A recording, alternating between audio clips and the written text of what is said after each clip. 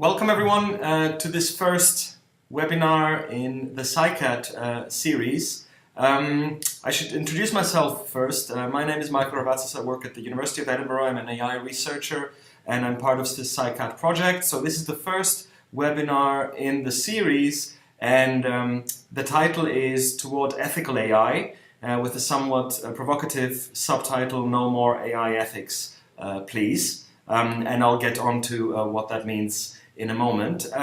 So I should say a little bit about the project, which is a cross-European collaboration with the goal of establishing a community across Europe on algorithmic transparency. And so we really care about AI ethical issues, of course. And there will be a series of webinars out of which this is the first one. So I should also say this is a rather informal talk. There's not a lot of technical content. I will talk a little bit about some general points around AI ethics and ethical AI, and why we should try to do more ethical AI rather than just AI ethics, and I'll try to explain the difference. And I'll talk a little bit about work done here in Edinburgh. And at the end of the webinar, I'm of course very happy to take some questions. So as most people attending this will know, AI is of course all the rage at the moment. AI is increasingly adopted in a number of different industries. It increasingly has more and more real-world impact. But the news about AI are not always positive. In fact, you will probably have seen yourselves quite a lot of news stories and media reports on not so positive things that happen through the use of AI. So just a few examples on this slide. You can see the case where Facebook translated good morning in Arabic into attack them, and that led to an arrest of the people who posted this. Another interesting case was the one of an AI algorithm that could detect the sexual orientation of people just based on their a picture of their face. And the third one was a problem with self-driving cars, where cyclists on the road hadn't been considered enough in the testing, and it was discovered that there could be significant risks from having self-driving cars around when there are cyclists on the road.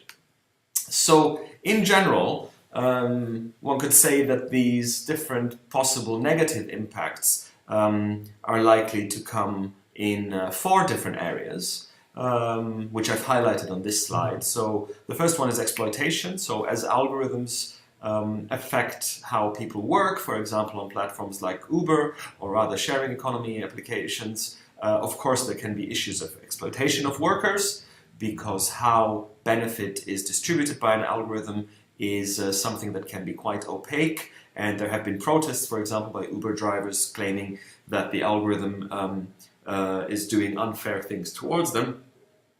A second one, quite prominent case, is discrimination. So there has been the famous Compass case, where a tool that was used to predict recidivism among offenders. So it turned out that this predicted a much higher probability for black defendants to re-offend than for white defendants. And when in fact that wasn't actually the case, but also the fact that it would just pick up these things by race would be considered something that might lead to discrimination.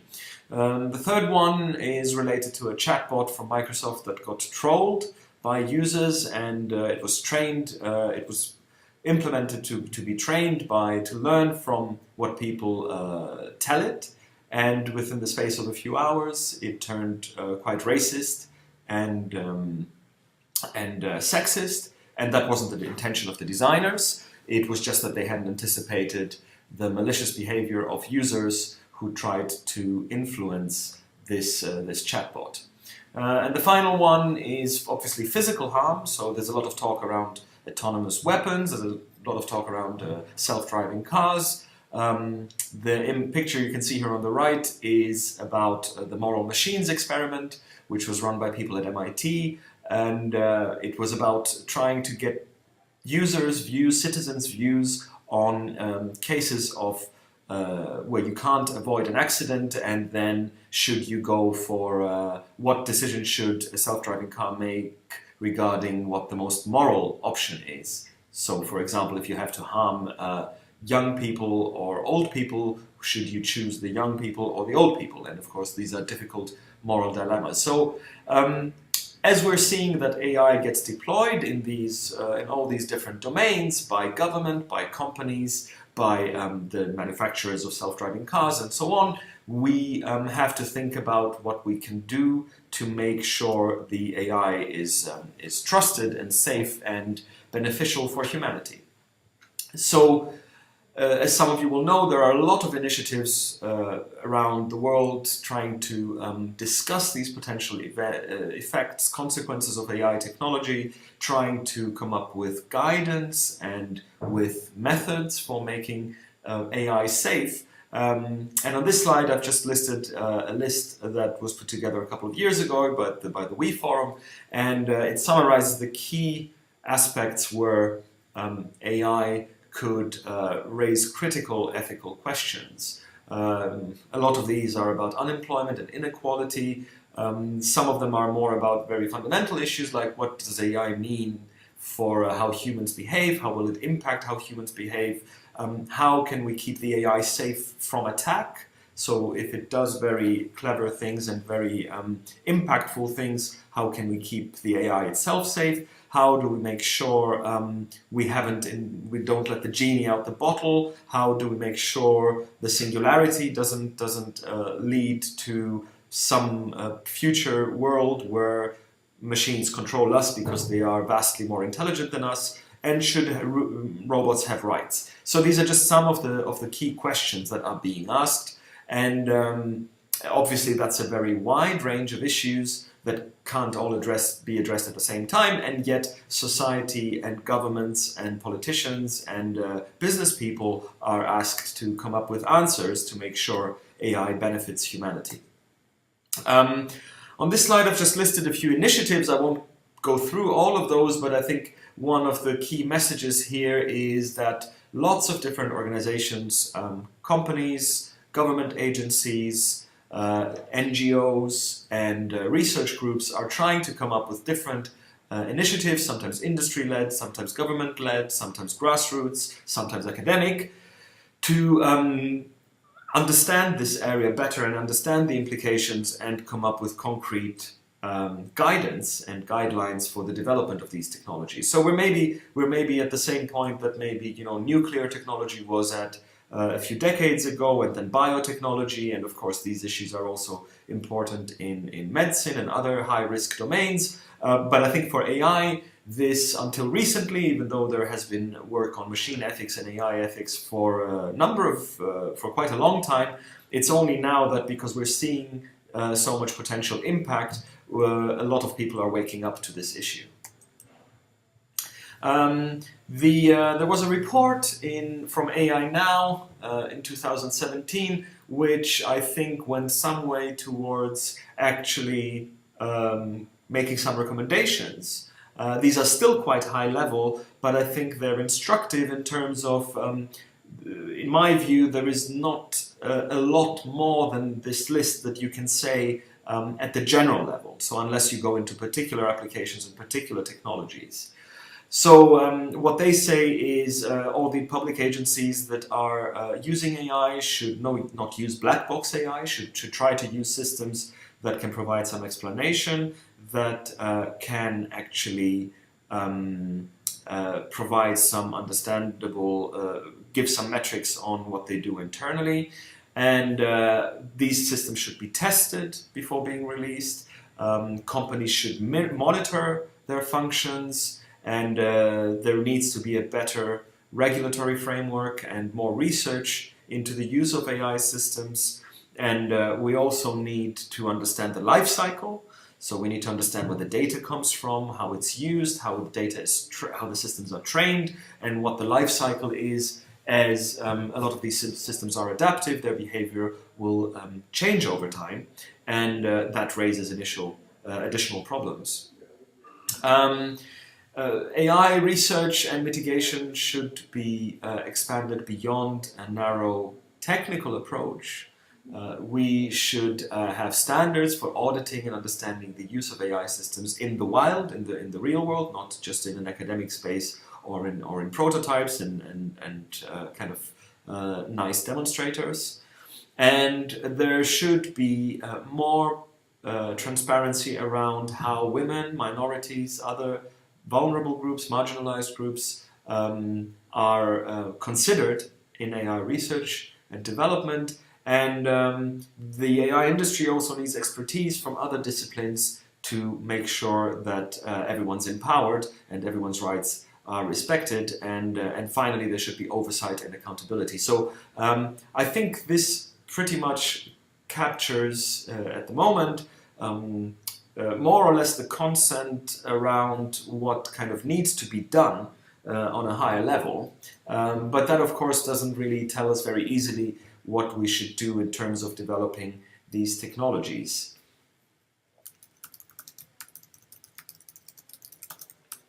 So on the next slide, I've kind of tried to lay out a dichotomy, which is, to some extent, a little bit artificial, but I think it tries to make a distinction between what I call AI ethics, so the things to do with the public debate, with the impact and the human and social factors that are relevant in the development of AI, and ethical AI on the other side, which, when I use that term, I refer to the actual technologies that will help make AI safer. So these two things obviously overlap, as I've already highlighted on the previous slides, and this is widely recognized that they need to work together. But I want to make an argument that the public debate and the kind of more human and social aspects, there is only so much more you can say on that than what has already been said, without actually then having to focus on developing, on learning how to develop AI systems based on this input. So this is kind of the argument I'm trying to make. Both sides are equally valuable, but I think there is a need to do much more on the left-hand side. There is a need to do much more on the development of technologies, because unless we are able to implement the requirements that come from society, we will not actually have reasonable guarantees, or at least risk mitigation strategies to keep people safe as AI gets more and more widely adopted. I should also say on this slide that there's a third part to this diagram that is about data ethics, and that's obviously another big area that overlaps with AI, but is also about a lot of things like privacy and surveillance and cybersecurity and consent and use of personal data, and those are all very, very important issues. But I think it's important when we talk about AI to focus on those things that are specific to AI rather than just the general landscape of data ethics. So here is a hierarchy, I think, of different factors that we need to consider in the design of such trusted systems if we really want to make sure they can be trusted by humans. And I like to think of this as a layer cake with kind of 4 levels that all overlap, and they are to do with issues around keeping people safe, with issues around respecting people, and issues around generating benefit for humanity. So at the safety level, we have security and privacy. We have to make sure that people, that the systems actually work, that they don't leak information, that they can't be hacked, and so on. And privacy is related to that, but goes a little bit beyond that, which it's about whether we actually respect people's right to privacy. So rather than just keeping their data safe, it's also about respecting their right to privacy and not gathering or using information about them that shouldn't be used. This is part of kind of a respect agenda, which then also reaches into the area of fairness. So fairness is about avoiding discrimination and bias. about being equitable when we use systems to allocate resources, allocate benefit, allocate harm where necessary. And then finally, social good, which is to do with whether a system is actually promoting positive values and actually benefiting humanity. This may not be important for all systems. You can imagine some fairly simple or fairly non-safety critical applications, like a simple app to help people do something on the web. Doesn't necessarily have to prove that it benefits humanity, but of course in other domains like social justice and crime, or for example financial services, or for example where systems are used by government, of course we have to make sure that the total kind of moral balance sheet of a system that uses AI and the socio-technical processes within which that's embedded is leads to an overall positive balance. So when we think about, I made the argument that if we want to make these trusted systems, we have to work on the technological side of these things, and it's worth thinking about what that might mean in terms of looking at these AI systems as agents in a complex web of different stakeholders that interact with each other. And I think it's important to point out that there are different levels of this. So having an ethical impact, an ethically positive impact, does not necessarily require that these agents are very smart and that they can reason about the full ethical implications of their actions and make judgments. On this scale defined by Moor a few years ago, that would be kind of the highest level of ethical agency, so under item 4 there. But it could be weaker forms. So sometimes, for example, when we have a watch at the lowest level, that has actually ethical consequences. So, for example, whether people arrive at their meetings on time, or whether we actually punish someone for delaying a train. But they have no sense of what those consequences are. It's the same with a seatbelt, for example. It does positive things, but it doesn't have any awareness of that. At the second level, you have kind of implicit ethical agents where the design already considers the ethics. So, of course, when you have safety-critical infrastructures or machinery like airplanes, of course, ethical considerations have been built into them, but there is no ethical agency. And then the next level would be where agents can actually process some ethical information. So you could tell them what you want them to do and make some sensitive decisions about what decisions, about how they should judge situations or what output they should produce. So my own research has been a lot around understanding fairness, issues to do with fairness, and how that could be how we could work towards this third level of embedding these ethical principles in an agent so that its algorithm actually makes appropriate decisions. I want to just briefly go over, before talking about a little bit of what we've done in my own research, I want to briefly go over different methodologies one can use in the design of such systems. So I became very interested in how in the technical design we can actually take ethical principles into account, and there's a number of different strategies one can use, and I will not go into each of these in depth, but I think they give you a flavor of what the important implications are for methodology in terms of development of technology. So value-sensitive design is the first one. So this focuses a lot of on values. So this focuses a lot of emphasizing the nature of systems that involves a lot of different stakeholders. It's not specific to AI. It doesn't actually say that if you apply it, you will solve all problems.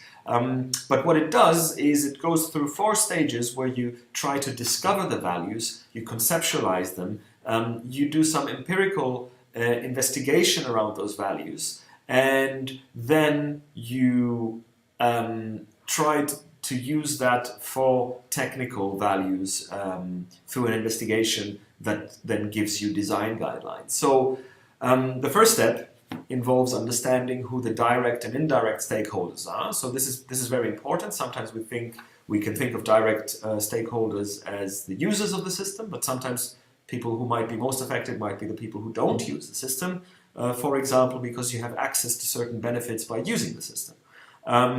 And then you think about things like what harms and benefits are caused by the system from the perspective of these stakeholders, and how do these map to their values. So to respect all the stakeholders, of course, one needs to understand what values they have, and that is then the second step, where you try to actually articulate what these values are and identify the tensions between them. And I think this is the most critical and difficult thing in an ethical assessment of a potential technology, because we all know that systems exist for a reason and that somebody has built them to reflect their own values or their own objectives. But the difficult thing is in judging what the tensions are. And also in the third stage, investigating empirically how much these values matter to people, right? So we have found, for example, quite often that people understand that certain online platforms affect their privacy, but there is a segment of the user population that does not view that as a major harm. So that's important in actually making an assessment. We should not, as the researchers or as the analysts or as the designers, make these judgments on behalf of the stakeholders. We should really understand what they want and what they think. And then finally, you do an investigation of kind of different options you have, and you try to design systems in such a way that negative experiences are avoided. The value-sensitive design framework is there's quite a strong relationship to a broader framework which is called AREA. So that's an acronym that stands for Anticipate, Reflect, Engage, Act. And this is mainly designed for research and innovation projects, but you can actually also apply it to standard technology development. It's not specifically tailored to AI problems, and it's really based on a very there are quite involved elaborations of this, but the key principle is really to think before you act. The key principle is to anticipate the possible impacts and risks some technology could have before you start developing it. Reflect on those, engage with the relevant stakeholders, and then take action, which, and by taking action, that means actually making decisions that will be relevant for your design, or deciding to actually change that design, and so on. And the idea is that at every time you are changing something, you're innovating in some way, you go through this cycle. So this slide shows some of the questions. I don't want to go through all of them, but what's important about this is to really think about process, product, purpose, and people, and to ask all these questions. So for example, when you anticipate, on the people side, you want to ask things like, have you considered the right stakeholders? On the process side, you need to consider whether the research methodology you are applying is acceptable. And to just pick a different phase, like the engage phase, there are difficult questions like, when it comes to the people side of things, who prioritizes research, right? Why did we choose to do this? And you can apply this equally to product development. Why do we choose to actually develop this precise thing we're developing? So the methodologies around this that exist have quite a lot of detail on all of these questions. And even though they seem quite generic, I think that it's still quite a challenge to embed this in the process of technology development, because a lot of engineers and software developers haven't actually been trained with this kind of mindset. One thing, a process model that has been proposed more specifically for data-driven decision-making. So again, this is not necessarily AI, but I'm highlighting this because it's very relevant for a lot of the current AI systems that are being developed. A lot of them are based on machine learning and data science and data analytics. And this is a model that was put forward by an NGO called Algorithm Watch. And it actually really highlights the different stages that are all relevant to the ethical development of systems. So it highlights that there are many different stages where decisions need to be made and who needs to make these decisions, and where one needs to think about what the implications will be of the decisions made in that stage. For example, in the very early stages, you are developing your analytic method, you are pre-selecting some data and collecting the data and implementing the system. A lot of the decisions made there, of course, already can have an impact further down the line. So, for example, if you pre-select data and the data is not representative of the entire population, you might embed algorithmic bias in your data analytics. Further down the line, the data scientists may only be able, although they may be somewhat involved in implementation and data collection, a lot of that may have been done before they come into the pipeline, and very often it may be the case that they cannot uncover some implicit assumptions at the point of modeling the problem and trying to provide kind of intelligence based on that. And also then they might be, together with other stakeholders from business, government and so on, be involved in interpreting the result. And this is a very, very important stage. Even if all our systems were perfect, we know that humans are not perfect, and we know that very often also their level of knowledge and cognitive ability can be compromised for various reasons. And so one needs to be conscious that a lot of that is affected by what has happened before. And then finally, when this interpretation leads to action, leads to concrete decisions, then those are important factors that will have a bearing on the impact of the system. The final model I want to show, and this is something quite high level and informal in some ways and quite general. It's not really a methodology, but it's something that has been proposed again by colleagues I also worked with at MIT, who have this idea of viewing the whole process of developing advanced AI ethically as a model that they call society in the loop. So their argument is basically that in society you have stakeholders with conflicting interests and values. So for example, a company that wants to make profit and the users that want to keep their data safe and make sure they're not treated unfairly, and maybe government that needs to regulate and get its fair share of taxes out of a certain platform. And that's even the case in society without any technology. So what we have in society is a social contract that regulates how we manage these relationships between these stakeholder groups that have conflicting interests and values. The idea is that when we have AI in the picture, we need some sort of algorithmic social contract, right? So what will happen is human controllers will develop and have oversight for AI systems, and because of these conflicting interests and values, some of the functions of these systems will be contested. They may be contested just by one group or by several groups, or on the basis of fundamental rights, ethical values, maybe just because they have different preferences and sometimes trade-offs have to be made. And the idea is that that would feed back to the human controller to adjust and update the design of the systems that are deployed in society. So what I will talk about for the rest of the webinar, just to give a sense for how such a thing might be achieved, is based on very much this concept of the idea of how do we actually develop systems that can take input from stakeholders, and then we as designers can make choices about how to improve our designs to align them with the values of human users. So I focused on fairness. Fairness is quite a complex issue. It can be interpreted in many different ways. Many people apply it to mean equity or social justice. Sometimes it's more about procedural justice. Do we apply the same procedure to everyone?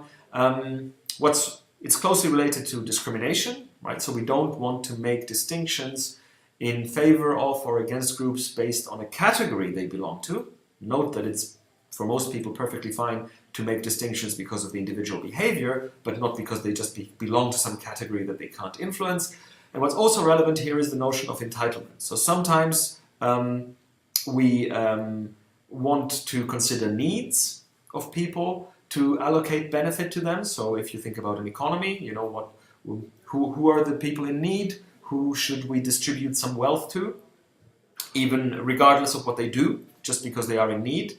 And then rights are quite similar, but sometimes it's also merit. Right? Sometimes we say, well, people should get more if they work harder, people should get more if they have achieved more in the past, and we have limited resources, and or also because of property. So, for example, in capitalist societies, you have a right to charge interest or get rent on your property just because you own it, right? So it's a lot of the theories of fairness are based on what your underlying notion of equality and entitlement is, and need versus merit.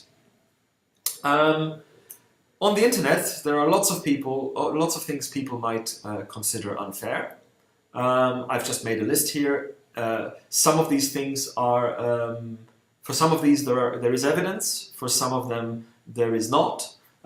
People don't want to feel that information is used that actually affects how they are treated by a system and differentiates between different users, especially if it's without their knowledge. And this can happen in all kinds of ways, some of which I've listed on this slide. So fairness is definitely an issue on online platforms. What we really know quite little about is how we should embed different notions of fairness in these systems and how we know what people want. So game theory is an area where this has been studied a lot outside of technical systems. So there are different criteria that have been proposed here in economics. So we know this is a setting where everybody has different preferences. We can't keep everyone happy because resources are limited.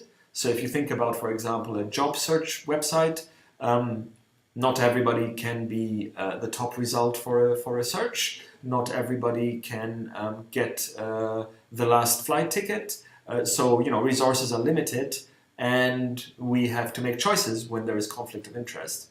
So the setting here is that there is some algorithm, a mechanism that computes a global decision, and it has some understanding or assumptions about what everybody wants. So everybody reports what their preferences are, and the system tries to somehow allocate benefit, knowing that it can't make everyone happy.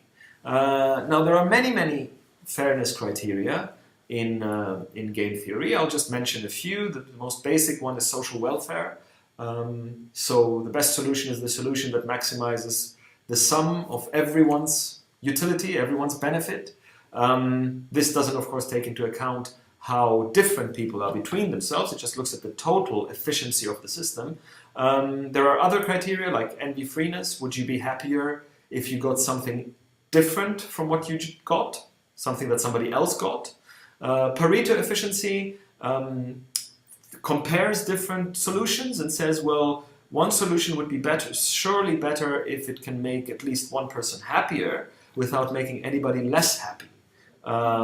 Again, there is no notion of balance. It's just, you can have a very imbalanced solution, and it can be Pareto optimal simply because you can't find one that would make nobody less happy. Proportionality.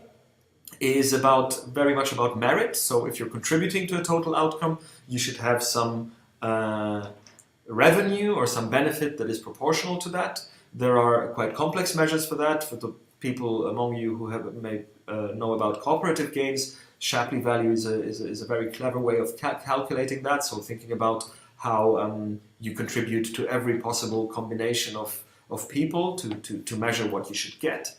And more of those, and I don't want to go into all of those. Maybe just the final one, maximin, is an important one that people in the theory of justice have proposed. So that you should look at the person who is worst off and try to come up with a mechanism that makes them least worse off. So when you think about the society in the loop idea, so let's say we have a certain problem and we want to distribute this kind of the benefit using an algorithm. How should we do that?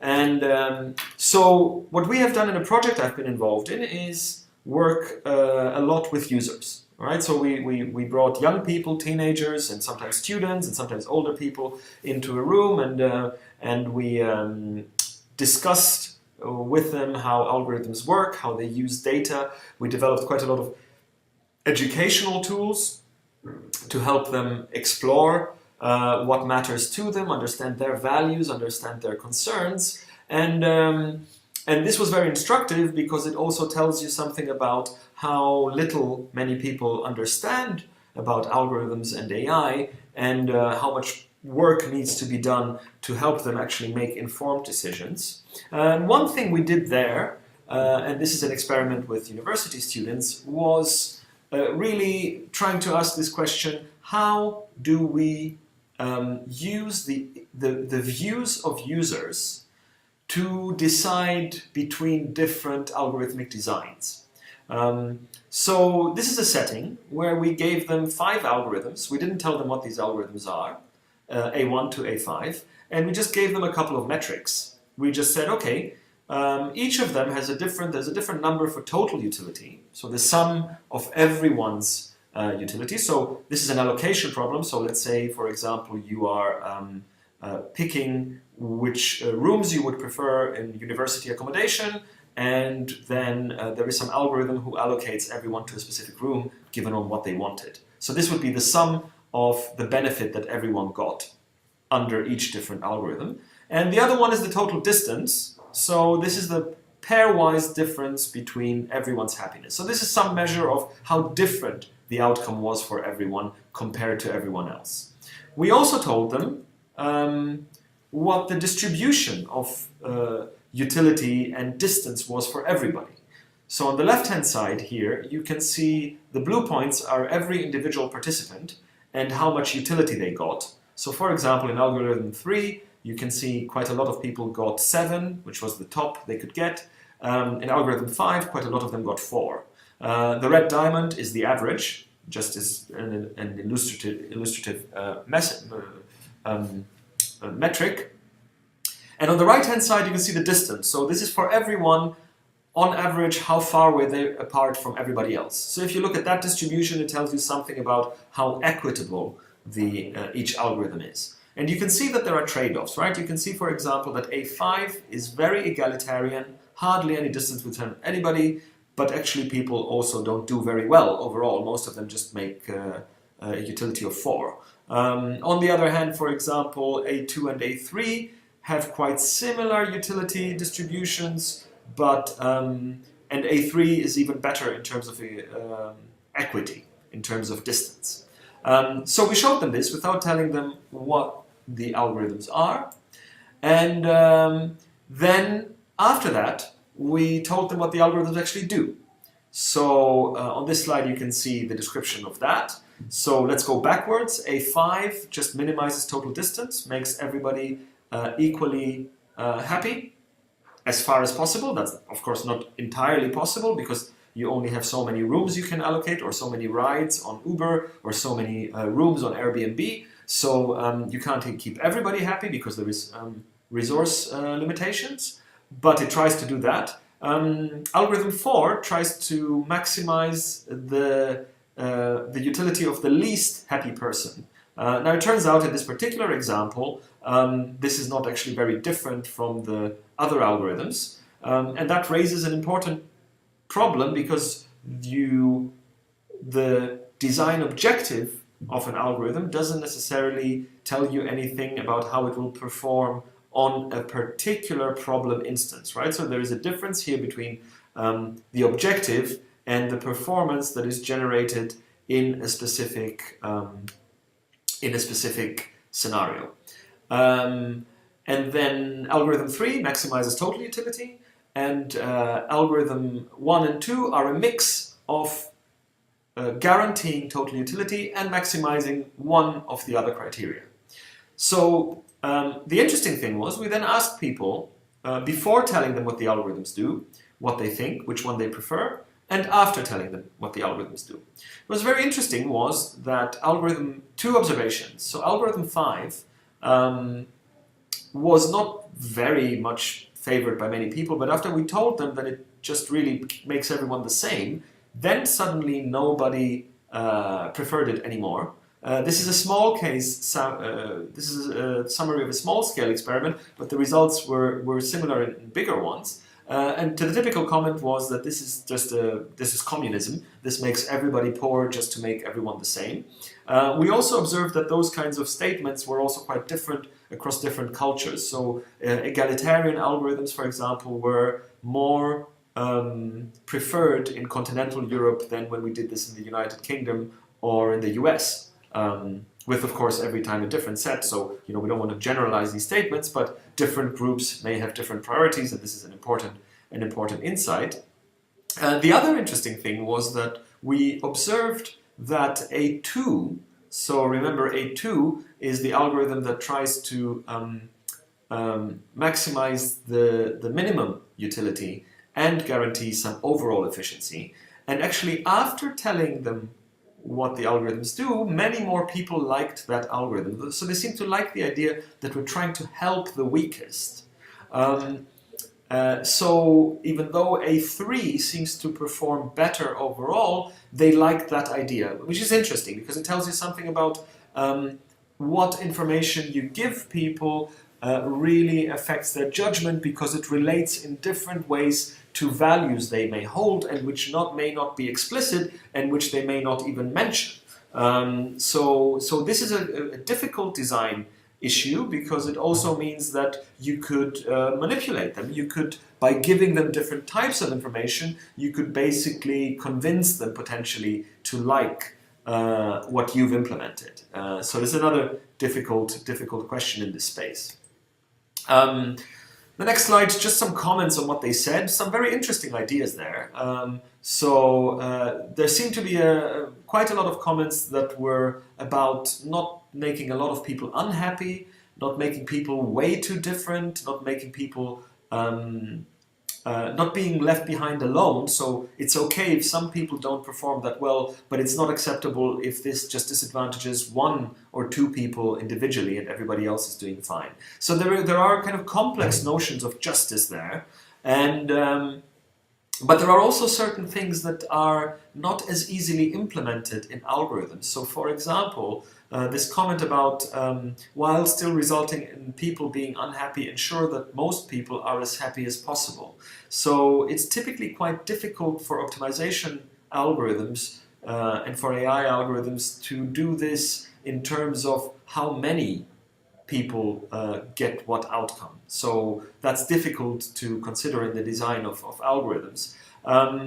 Or an entirely different suggestion, the bottom suggestion, running separate algorithms in parallel and on every instance, and only using the one that aligns most with certain values on a case-by-case basis. So this would mean not committing the system to a particular way of working, but actually knowing what users want and then judging each individual outcome on its merits and not being tied down to a specific algorithm. This is an interesting thing about being pragmatic and actually user-focused rather than what a computer scientist or an AI a designer would like, which would be to discover the best optimization criterion. And to some extent, users are saying here, well, maybe you don't need to have the best one and the single one. Maybe you can change around at every single step just to make sure that you satisfy the requirements of the user community. So to conclude, I just want to repeat this point that as we do more, as we have more and more debate around the implications of AI, if we don't do the technical research to push the technologies forward in a human-centric way, then a lot of this debate is just speculation. And this speculation is fun, but it doesn't necessarily actually make it more likely that we will have a positive AI future. And for those of us who are technologists, I think we need to both understand what the requirements are that come out of society and what the technical ways of implementing those requirements are. And where there are real challenges around doing that. So in the examples I gave from my own research, the challenges were around getting a clear understanding of what the users would want, then doing something around how we strike a compromise when different groups want different things. So this is still an unsolved problem, and I think it's a fundamental problem because it might mean, well, the systems have to be split up for different communities with different objectives, or it might mean that we have to make everybody happy to some extent, but we can't keep everybody, we can't align with everyone's different values at the same time. And also that it's really difficult to elicit these values. People don't know a lot about the workings of AI systems. It's hard for them to assess what's possible, what's, they may worry, they may have unjustified fears, they may also have very justified fears. We may also downplay lots of things that are actually dangerous. And so that's training people and learning how to better involve the human and social factors in the development of technologies is really key. And it's really just to say that for most of this type of research that we need to do in the future, we don't really know how to do it. And we're only learning how to do it across different disciplines. And this will require a lot of different things, from algorithm development to the right governance frameworks for this type of research and software development, and participatory design that actually engages the user and all relevant stakeholders every step of the way. This all sounds incredibly complicated.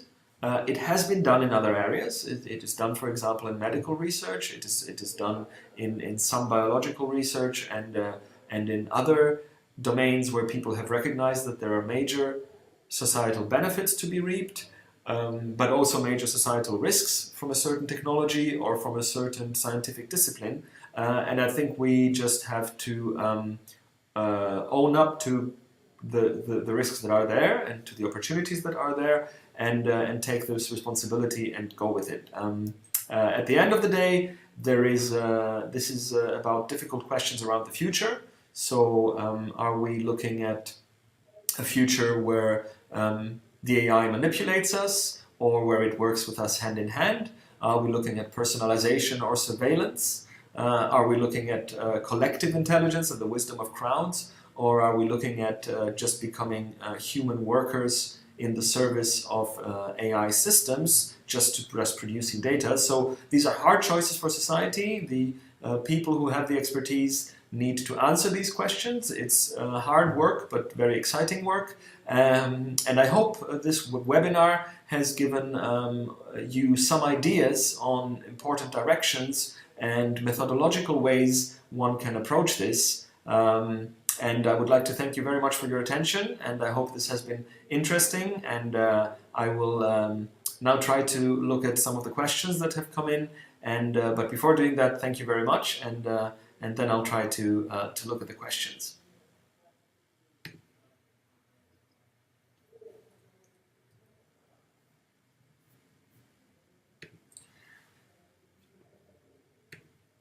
So we have one question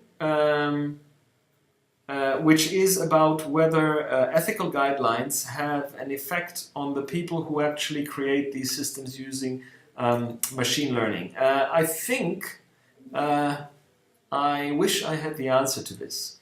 And the question is really, so we are aware that big AI companies, also big other institutions, and for example in professional services, in finance and so on, are thinking about these methodologies, are thinking about developing tools, and are thinking about educating their data scientists and machine learning experts to use these things. But it's hard to understand, it's hard to get a good picture of what the rate of adoption is. So everybody is currently trying to have these conversations, but it's very difficult to look behind the scenes and see how many people are considering these sorts of guidelines in industry in particular. We know that governments around the world are definitely all engaged, many of them are engaging in initiatives to embed these guidelines, at least in their public policy and procurement procedures for systems and so on. What can we do to impact the practice in industry? I think one thing that is needed is really much more training. Everybody who is watching this and who is at a university, I would really encourage everyone to think about what can be done about training engineers, what can be done about training data scientists and computer scientists, because I think we're quite far behind. I think, for example, in the traditional engineering disciplines, there is a body of work on safety critical systems, on testing, on validation, on safety checking, and there are quite high standards around doing that. But in information technology, unfortunately, we don't have that history, and I think we're just at the starting point. So I think education and training and the development of curricula is really essential. Next question. In systems like self-driving cars, where an error might lead to physical risks, do the same suggestions for optimization apply? Very interesting question. I think there is a kind of almost trivial truth, which is that, well, you will have, by definition, every algorithm will try to optimize towards something. Now, the criteria I've suggested as possibilities are not necessarily the best ones for every application, and there may be different ones, and there is a deeper methodological question, which is if you wanted to use these algorithms that I've suggested, for example, when deciding who to harm in a critical situation, then the problem there might be how do you even evaluate how much that is worth to calculate something. So that's a fundamental question. And if you have, so in those cases, I think what people are trying to do is trying to have kind of a mix of understanding what people care about, but also having kind of very high-level normative principles. For example, you may decide that because you should not judge on age, that you will just take this out of the loop, and then maybe if you need to either run over a child or over an old person, you will just toss a coin. Even though that's not very satisfactory, you might want to do these things just because you don't want to have an explicit preference. Another question is, a system that works well for most people might put specific racial groups at some risk. I think this is very true, and there is a big issue around algorithmic bias. The main problem is, of course, if the bias is unintended. So we are allowed to sometimes, we are compelled to ignore things like race directly, but what happens sometimes is that features in the data act as proxies. So, for example, more black people may have lower income, so if you're using income, maybe you're not intending to use race, but you detect a pattern on income anyway, and this is what has happened in past systems. For example, systems that determine whether you're awarded a business loan. And there are these implicit biases, and sometimes they are down to human bias, and we have to be careful about the data we use, but sometimes they are also just exacerbated by algorithms. And there is currently a lot of work going on into better, fairer statistical machine learning algorithms that eradicate these biases. Do you think we can get to a good point in fairness of these systems, or should we stop working on those? No, I think we definitely haven't reached a point where we know it doesn't work. So I definitely think more work is needed. The next question: what about young people? Is there a plan for nurturing critical thinking in the use of technology? So if you're asking whether there is a plan globally, I think this is a big challenge, and I don't think that this is actually finding its ways into schools and into places where this type of education can be delivered at scale. What we are definitely trying to do is we're trying to do these things locally in our own research projects and here in Edinburgh and with other, I know of many other initiatives that are trying to do the same. But you're absolutely right, this needs to happen at a young age. In particular, it needs to happen at a young age because it's very easy to accept technologies as something that's given, especially when you're growing up with them, rather than something that you can actually influence through your opinion. We've had quite some fairly worrying experiences with teenagers in many of our discussions which showed that they were very aware of the risks. However, they did not really feel empowered. They didn't really think government could do anything about that, or they could do anything about that. And that worries me. And I think there is a role there for policymakers and for educators to take this forward.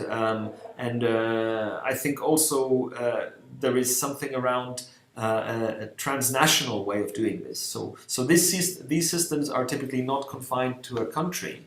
Of course, there are big online platforms, or if you think about the self-driving cars, there are likely to be international manufacturers, and so it's not just a national issue. So, for example, in Europe, I think the EU and European countries have actually worked out that the issues of safe AI and responsible innovation, and this started with things like GDPR and so on, but this flavor of AI innovation with a kind of clear social conscience and attitude to delivering beneficial impact is actually, in fact, a key point where Europe is trying to distinguish itself from some parts of Asia or North America. And I think that's very important. I think there is a big role the EU can play,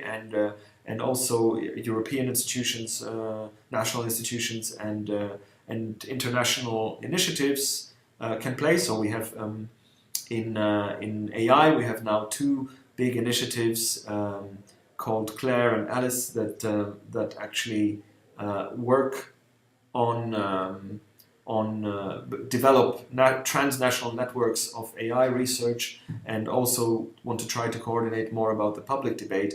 And I think that's very, very important. And sometimes it's more useful to do regulation also at a transnational level rather than only nationally, especially when these systems have international impact.